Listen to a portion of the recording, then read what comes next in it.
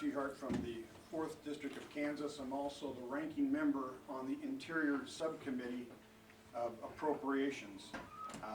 Price of gas today, when I filled up last night in Alexandria, Virginia, was $4.11 a gallon. It was $2.33 just 18 months ago. It's gone up by 75%. This Congress and the leadership in this Congress is doing nothing to bring down the price of gasoline. When the first opportunity to come up to bring down the price of gasoline, in fact, the best vehicle to do it, the Interior bill, it was scheduled last week in Appropriations Committee, and that hearing the full committee hearing was canceled. And the reason it was canceled because we had three very important amendments that would help bring down the price of gasoline, and I'll get to those in a minute. First of all, I want to tell you that 77% of the people in America now understand that in order to bring down the price of gasoline, we're going to have to increase the supply. When you increase the supply, price will come down.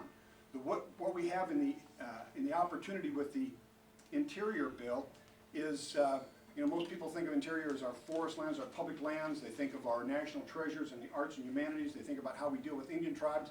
But it also has the access to our resources through the offshore, the Outer Continental Shelf, offshore drilling, also the lands that are controlled in the North Slope of Alaska, ANWR as many people refer to it now, but we also have reserves on public lands of oil shale.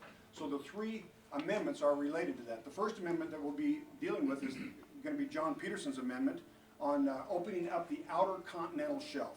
We have known reserves, and keep in mind these reserves were discovered in the 1970s before we had modern technology about looking at what reserves are underground.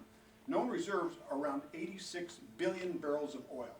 When you consider that we use about 20 million barrels a day, that's over a century's worth of oil based on today's usage.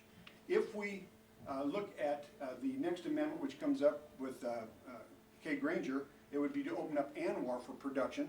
That is an additional about 20 billion barrels of oil.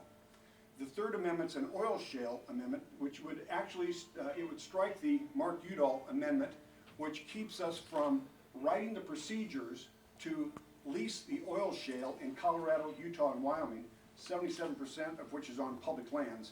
We're going to start that process.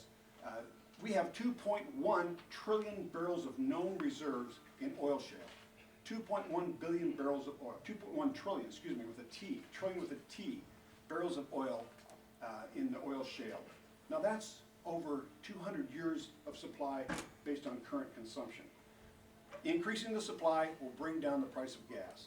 We've heard much about speculation, and as Congressman Micah said, you need to have a short-term plan and a long-term plan. The Outer Continental Shelf is a good short-term plan, so is ANWR. Oil shale is a good long-term plan, but all of it represents reliable energy supplies. Today, with over, I think it's half of our imported oil coming from countries that are not favorable to us. Hugo Chavez, for example, has threatened to cut off the supply of oil to America. If you don't think that supply and demand has something to do with the price of gasoline, consider that 10% of our supply could be cut off by Hugo Chavez, and what would that do to the price of gas? We would experience what we did in the 70s with dramatic increases in gas lines. A good short-term plan is to use the Interior bill to increase the supply. It's the best vehicle available in Congress today to bring down the price of gasoline. We'll start out by using the Outer Continental Shelf. We'll expand in ANWR. We'll do it environmentally sound, environmentally safe. We'll start the process of opening up oil shale. All of that will provide a reliable source of energy, will help bring down the price, not only because of supply, but also because of speculation. When you have a reliable supply instead of an unreliable supply, it makes a huge difference on futures markets. So we have a good plan. So far, the leadership in the House of Representatives has tried to keep it at arm's length, but there's no way to stop what American people know. The price of gas is too high, and Congress can do something about it, and we should do something about it.